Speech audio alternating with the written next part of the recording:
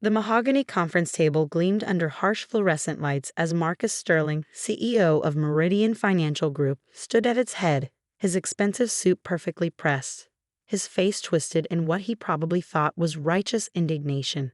40 pairs of eyes darted between him and me, the tension in the room thick enough to cut with a knife. "Miss Sullivan," he announced, his voice carrying that particular tone of someone who enjoyed public displays of power. "Your recent actions have forced my hand. The board agrees that your methods are too risky for a company of our standing." I sat there, perfectly still, my hands folded neatly on the leather portfolio in front of me. Inside that portfolio were documents that would make his world collapse in exactly 3 days. But for now, I simply listened. "You're terminated, effective immediately." A collective gasp rippled through the room. After all, I was Emma Sullivan, the woman who had saved Meridian Financial Group from 3 potential disasters in the past year alone. The risk management director who had turned their struggling portfolio into a fortress. The person who had just prevented a $50 million loss last week. But Marcus Sterling didn't care about any of that. He only cared about control, about showing everyone that he was in charge. What he didn't know, what none of them knew, was that I had seen this coming months ago, and I had prepared accordingly. I stood slowly, gathering my things with deliberate calm. "Thank you for the opportunity," I said quietly, my voice steady. Then I walked out, heels clicking against the marble floor, leaving behind a room full of stunned faces and whispered conversations. It was exactly 9:17 a.m. on a Tuesday morning, and phase 1 of my plan was complete. 6 months earlier, the first time I realized Marcus Sterling would try to destroy me was during a routine budget meeting. I had just presented a new risk management strategy that would save the company millions in unnecessary hedging costs. The data was solid, the math impeccable, but Marcus's eyes had narrowed in that peculiar way that meant he felt threatened. "That's quite ambitious, Emma," he said, emphasizing my first name like it was a weapon. "Perhaps a bit too ambitious for someone at your level."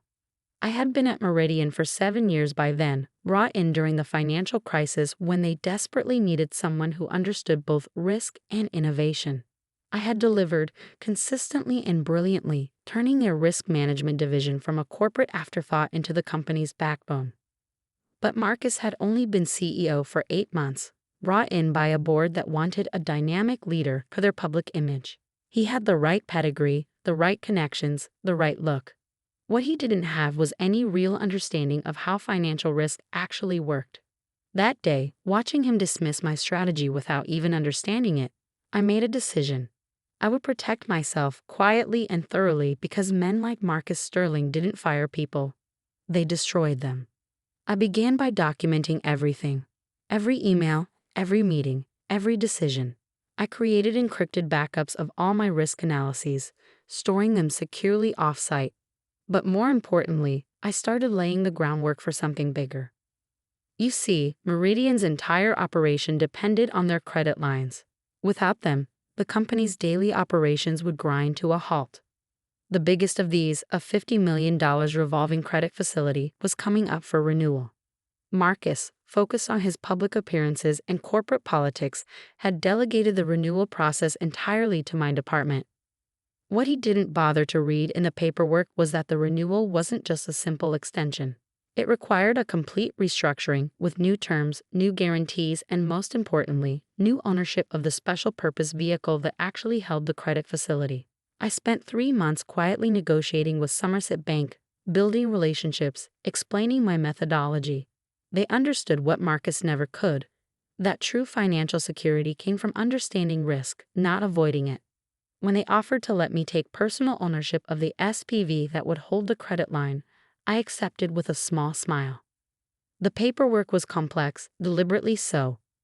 Buried in hundreds of pages of legal language was the simple fact that I, through a series of perfectly legal corporate structures, would effectively control Meridian's financial lifeline. Marcus signed off on it without reading past the first page, too busy preparing for another TV interview about his innovative leadership. Meanwhile, I continued to excel at my job, much to Marcus's growing discomfort. I prevented a massive loss during a market downturn in March. I restructured our Asian exposure to avoid currency risks. I built systems that caught trading errors before they could become disasters. Each success made Marcus more uneasy. He started excluding me from key meetings, removed me from copied emails, had his assistant accidentally leave me off calendar invites. Classic signs of a CEO preparing to remove someone he saw as a threat. The final straw came last week. Our trading desk had taken a massive position in emerging market derivatives, authorized directly by Marcus without consulting risk management. When the markets turned against us, we were looking at a potential $50 million loss. I spent 48 hours straight at my desk, analyzing patterns, running scenarios, building hedges. In the end, I not only prevented the loss but managed to turn it into a small profit. The traders called it brilliant. The risk management team called it inspired. Marcus called it unnecessarily complicated and dangerously aggressive. That's when I knew my time was running out. I could see it in the way he stalked the halls, in the whispered conversations that stopped when I walked by, in the sudden requests for detailed reports on all my methodologies. So I prepared. I updated all my documentation. I confirmed my control of the credit facility. I made sure every single action I had taken was not only legal but provably necessary for the company's survival. Then I waited. The email came last night. Mandatory all-hands meeting tomorrow at 9 a.m. No agenda. No explanation. Classic ambush tactic. I arrived early, dressed impeccably in a charcoal gray suit that had cost me a month's salary. Image matters in finance, especially when you're about to let someone underestimate you for the last time. The room filled quickly. Department heads, senior managers, even some junior staff. Marcus wanted an audience for this. He wanted to make an example of me. I watched him stride in at exactly 9 a.m., flanked by 2 security guards and someone from HR. He didn't even try to make it look professional. No private conversation, no dignified exit. He wanted a show. And now here I was, walking out of Meridian Financial Group for what they thought was the last time. Security escort behind me, cardboard box in my arms for theatrical effect. Anything important had been removed days ago. Employees peeking out from behind their monitors to watch my walk of shame. I kept my head high, my pace steady. The security guard, Jim, who had always been kind to me, looked uncomfortable. "I'm sorry, Miss Sullivan," he whispered as we reached the lobby. "This isn't right." I gave him a small smile. "Don't worry, Jim. Everything happens for a reason." Outside, the city bustled under a clear autumn sky. I took a deep breath of crisp October air and checked my watch. 9:47 a.m.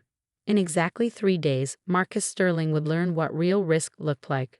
But for now, I had a breakfast meeting to attend with the CFO of Somerset Bank, who was very interested in hearing about my sudden availability. I slipped into the back of my waiting car, not a taxi, but a private town car I had arranged the night before. Image matters in finance, after all, especially when you're about to turn from fired employee to the person who holds your former company's financial fate in your hands. The driver pulled away from the curb smoothly as I pulled out my phone. A text from my lawyer confirmed that everything was in place. Another from my private banker assured me that my own finances were secure and untouchable. I leaned back against the leather seat, allowing myself a moment to appreciate the perfect execution of Phase 1. Marcus thought he had won. He thought he had proven his power, established his dominance, eliminated a threat. What he had actually done was activate a sequence of events that would teach him the true meaning of risk management. Because while he had been focused on his public image, I had been focused on something far more important, understanding exactly how power really worked in the world of high finance. And in 3 days, when Somerset Bank's statement revealed exactly who controlled Meridian's critical credit line, Marcus Sterling would learn that sometimes the biggest risk is underestimating the person you're trying to destroy. But that was Phase 2. For now, I had a breakfast meeting to attend and a story to begin telling. After all, timing is everything in finance. And my timing was perfect. The Somerset Bank executive dining room had that particular kind of hushed elegance that only old money could create. Crystal glasses caught the morning light, white tablecloths draped with mathematical precision, and the subtle scent of fresh coffee mixed with power and privilege. William Hayes, CFO of Somerset Bank, stood as I approached the corner table. His handshake was firm, his smile genuine. "Emma," he said warmly, "I heard about this morning's theatrics at Meridian." I settled into the leather chair across from him, accepting a cup of perfectly brewed coffee from a discreet waiter. News travels fast in financial circles. especially when someone makes a mistake as colossal as Marcus Sterling just did. William's eyes sparkled with a mixture of amusement and anticipation. I assume everything is proceeding according to plan? I took a small sip of coffee, savoring the moment. Phase 1 is complete. Marcus did exactly what we expected. Made it public, made it dramatic, made it impossible to quietly reverse course. William nodded, pulling out a sleek leather portfolio. Our timing couldn't be better. The quarterly review of all major credit facilities is scheduled for Friday morning. Marcus will be required to attend personally as CEO. And the documentation. All in order. The ownership structure of the SPV controlling their credit line will be revealed as part of standard compliance protocols. He paused, allowing himself a small smile. I must admit, I'm looking forward to seeing his face when he realizes what he's done. I reached into my bag and retrieved a USB drive. This contains detailed reports of every risk management decision I've made in the past year, including the full analysis of last week's derivatives save. Your risk committee might find it interesting reading. William pocketed the drive smoothly. I'm sure they will. Now, shall we discuss your future role at Somerset? The rest of breakfast passed in a comfortable discussion of possibilities.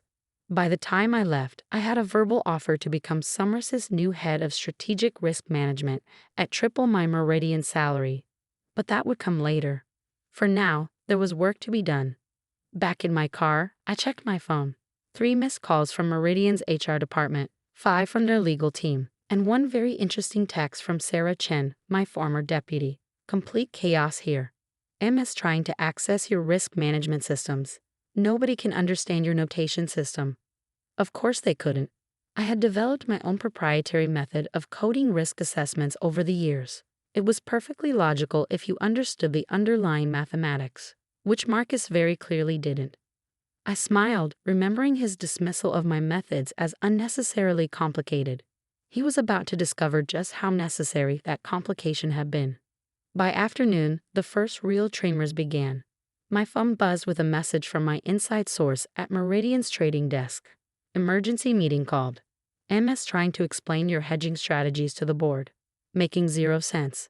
Trading suspended on 3 major positions.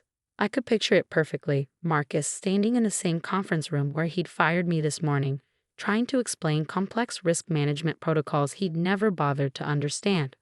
Probably using terms incorrectly, missing the subtle interplays between positions, not seeing the carefully constructed safety nets I'd built into every strategy. At 4:45 p.m., just before market close, another text from Sarah. MS just tried to unwind your E&G hedge structure. Nearly caused a $10 million loss before risk committee shut it down.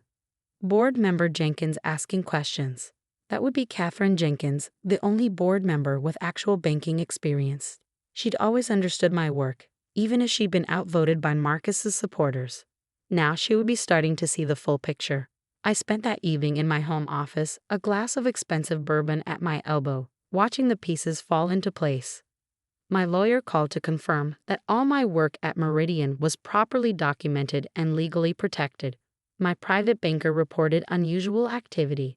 Meridian's Treasury Department making inquiries about certain structured finance vehicles. They were starting to dig, but they were already too late. Day 2 began with a series of increasingly urgent emails from Meridian's legal department, all marked strictly confidential, urgent response required. They wanted to discuss terms of my departure, wanted to ensure a smooth transition, wanted to maintain positive professional relationships. I archived each one without responding. Timing was crucial now, and silence was my most powerful weapon. Mid-morning brought more news from Sarah. MS called emergency risk committee meeting, tried to blame you for hiding critical information. Catherine Jenkins shut him down hard, demanded to see full credit facility documentation. I could almost hear Marcus's expensive shoes pacing across his office floor. He would be starting to feel it now, the first real tendrils of fear. His attempt to blame me would have backfired, making him look either incompetent for not understanding his own company's risk structures or negligent for not properly overseeing them. By lunch, the situation had escalated. William called from Somerset. Your replacement at Meridian just tried to access the credit facility documentation. Our compliance department, following standard protocols, informed them that any changes or access requests would need approval from the facility's controlling entity. And how did they react to that? I asked, already knowing the answer. Complete confusion. Apparently, Marcus Sterling himself got on the phone, demanding to know why he needed approval from anyone for his own company's credit line. I smiled, picturing Marcus's face turning that particular shade of red it got when things didn't bend to his will. I assume your team maintained proper protocol. Of course, they simply referred him to the standard documentation. Documentation that he signed, might I add, without reading. The afternoon brought more chaos. Meridian's stock price started to wobble as rumors of risk management issues circulated through the market. Nothing concrete, nothing actionable, just enough uncertainty to make traders nervous. Sarah's updates became more frequent. 2:15 p.m. MSN closed-door meeting with board. Lots of shouting. 3:30 p.m. Legal team requesting all risk management documentation from last 6 months. 4:45 p.m. Trading desk frozen. Nobody willing to take positions without your sign-off protocols. I spent the evening reviewing my documentation one final time, making sure every detail was perfect. Tomorrow would bring the quarterly review at Somerset, and with it the moment Marcus Sterling discovered exactly what his hasty power play had cost him. My phone buzzed one final time before midnight. A message from Catherine Jenkins herself. Starting to understand what really happened here. Would like to meet privately tomorrow after the Somerset review. This isn't over. No, I thought, setting my phone aside and pouring another bourbon. It certainly isn't. Day 3 dawned clear and cold. I dressed carefully in a black Armani suit that cost more than most junior analysts made in a month. Image matters in finance, especially on days when you're about to turn the tables. I arrived at Somerset Bank 30 minutes early, using my new executive access card to enter through the private entrance. William met me in his office, looking impeccable and slightly amused. Marcus Sterling and his team just arrived, he reported. They're in the main conference room, trying to look confident. The risk committee is reviewing your USB data now. He paused, allowing himself a small smile. The timing of your firing couldn't have been better. Makes the whole reveal much more dramatic. I checked my reflection in his office window, adjusting my jacket slightly. Everything ready. All set. Standard quarterly review presentation, followed by the compliance update, ending with the ownership structure review. Should take about an hour to get to the big moment. I nodded, checking my watch. In exactly 60 minutes, Marcus Sterling would learn the true meaning of risk management, and I would be there to watch it happen. Shall we? William gestured to the door. I picked up my leather portfolio, the same one I'd had at my firing, and smiled. Time for phase 2. The conference room was packed when we entered through the private door behind the presentation screen. Through the one-way glass, I could see Marcus at the head of the Meridian team, trying to project confidence but fidgeting with his gold cufflinks, a tell he never knew he had. William took his seat at the head of the Somerset side. I stayed in the shadows behind the screen, waiting. Right on schedule, the presentation began. Standard quarterly review materials, market positions, risk exposures, all the normal banking discussions that Marcus usually ignored. Then came the compliance update. I watched Marcus start to shift uncomfortably as the discussion turned to credit facility documentation. Watched him loosen his tie slightly as they discussed control structures. Watched his face start to pale as the words beneficial ownership appeared on the screen. And then, at exactly 10:17 a.m., it happened. The Somerset risk officer pulled up the ownership diagram of Meridian's credit facility.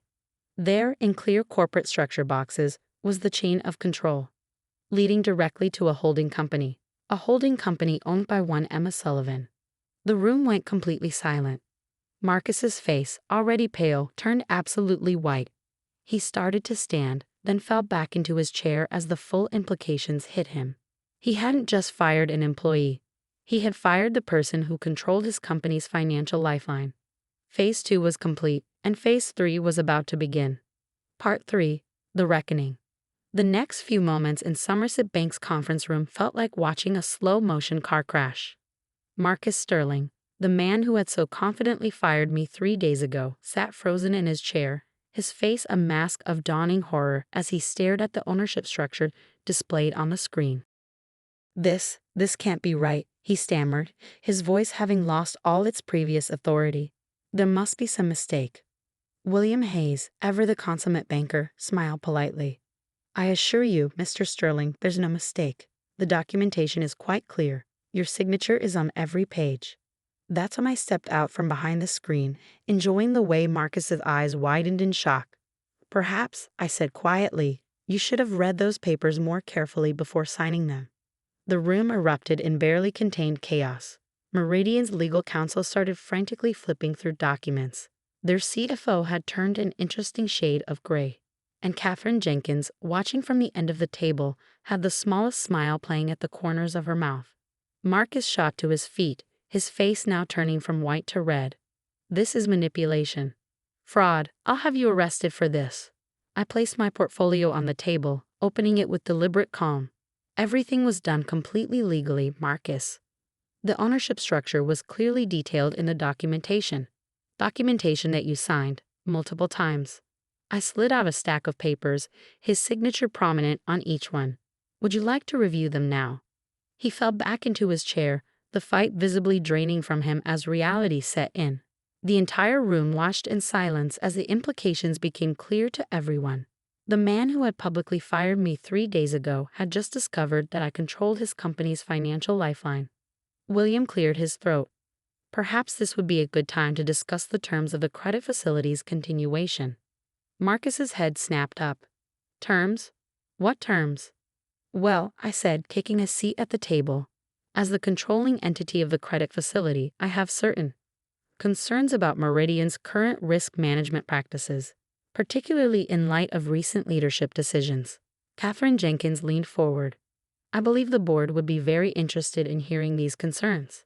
The next 2 hours were a masterclass in professional decimation. I methodically laid out every flaw in Marcus's leadership. The ignored warnings, the reckless trading decisions, the dismantling of key risk protocols. Each point was documented, dated, and devastating. By the time I finished, Marcus looked like a man who had aged a decade in a day. But I wasn't done yet. So, I continued, here are my terms for maintaining the credit facility. I slid a document across the table. First, a complete overhaul of Meridian's risk management structure. Second, an independent audit of all trading positions taken under Mr. Sterling's direction. And third, pause for effect, the immediate appointment of a new chief executive officer. Marcus exploded out of his chair. You can't do this. You can't just walk in here and demand. Actually, Katherine interrupted, she can. Without this credit facility, Meridian would be in breach of its regulatory capital requirements by tomorrow morning. The board cannot ignore that reality. She turned to me, professional respect evident in her eyes. Though I assume you have a candidate in mind for the CEO position? I smiled. Somerset Bank has already approved William Hayes for the role, should the board agree. His risk management experience would be invaluable. William nodded graciously as Marcus sputtered in disbelief. The man was watching his empire crumble, and there wasn't a single thing he could do about it. The next few hours passed in a blur of activity. Emergency board calls were made, lawyers consulted, documents prepared. By late afternoon, the transformation was complete. Marcus Sterling had been removed as CEO, with a carefully worded press release citing strategic differences. William Hayes was appointed as interim CEO with full board approval. I was named Chief Risk Officer of both Meridian and Somerset, with oversight of a newly created risk management structure. And most satisfyingly, every person Marcus had fired or pushed out over the past 8 months was being contacted about returning to their positions. As the sun set over the city's skyline, I stood in what had been Marcus's office, now temporarily mine until William took over next week. Katherine Jenkins knocked on the doorframe. That, she said, entering with 2 glasses of expensive scotch, was the most elegant corporate takedown I've ever witnessed. I accepted the glass with a small smile. Sometimes the best risk management strategy is to let others underestimate you. She laughed, settling into one of the leather chairs. You know, when Marcus first announced your firing, I almost intervened. Almost, but something in your expression that day told me to wait. I appreciate that, I said, taking a sip of scotch. It made the reveal much more effective. That it did. She raised her glass in a toast to the woman who turned being fired into a corporate coup. Later that evening, as I packed up the last of Marcus's belongings from what would soon be William's office, Sarah appeared in the doorway. "The trading floor is celebrating," she reported, grinning. "Someone ordered champagne. And Marcus's old executive team is trying desperately to update their resumes before the mass exodus begins." I nodded, placing Marcus's pretentious motivational posters in a box. Change is healthy in corporate culture. Speaking of which, how do you feel about a promotion? I'll need a deputy chief risk officer I can trust. Her eyes widened. Seriously? But what about Somerset? I'll be overseeing risk for both institutions, part of the new partnership structure William and I designed. I smiled. It turns out getting fired was the best career move I never planned. That night, I stood at my penthouse window, watching the city lights twinkle below. My phone had been buzzing all day with congratulations, job offers, and interview requests. The Financial Times wanted to do a profile. Harvard Business Review was interested in a case study. And Marcus? He had been last seen clearing out his desk, his perfect suit wrinkled, his golden boy image tarnished beyond repair. I sipped my bourbon, savoring the warmth. In the end, it hadn't been about revenge. It had been about something far more important, proving that true power doesn't come from titles or corner offices. It comes from understanding the game better than anyone else, from seeing the moves others miss, from being willing to be underestimated until the perfect moment to strike. A text message lit up my phone. It was from William. "Board dinner tomorrow to celebrate the new partnership." Marcus's face when he realized who owned the credit line?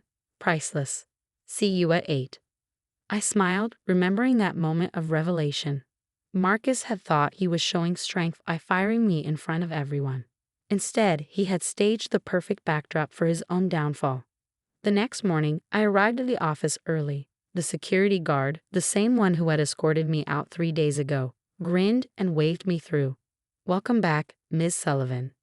I strode through the lobby, heels clicking on marble, employees nodding respectfully as I passed. The fear was gone from their eyes, replaced by something better, admiration. Not for my title or my power, but for how I had wielded it. In the elevator, I caught my reflection in the polished doors. Same suit, same portfolio, same calm expression. But something was different now. I wasn't just a risk manager anymore. I was living proof that sometimes the biggest risk is underestimating the quiet ones, the careful ones, the ones who understand that true power isn't about making noise, it's about making moves. The doors opened onto the executive floor, and I stepped out into my new reality. There was work to be done, systems to rebuild, trust to restore. But first, I had a story to tell the eager young analysts gathering in the conference room. A story about risk, about patience, and about the day a CEO learned that sometimes the person you're firing is the person you really can't afford to lose. Because in the end, the greatest victory isn't in proving others wrong. It's in proving yourself right. And I had done exactly that, one signature, one strategy, one careful move at a time. The conference room was packed when I entered. Young faces looked up eagerly, laptops open, ready to learn. I placed my portfolio on the podium and smiled. "Good morning," I began. "Today's lesson is about understanding risk. Real risk, the kind that doesn't show up on spreadsheets or risk assessments. The kind that comes from forgetting that sometimes the quietest person in the room is the one holding all the cards." And as I launched into my presentation, I caught a glimpse of my reflection in the window. I looked exactly like what I was, a woman who had turned getting fired into the ultimate power move. Perhaps I should send Marcus a thank you note. After all, he had given me the perfect stage for my greatest risk management triumph yet. But that could wait. Right now, I had an empire to run.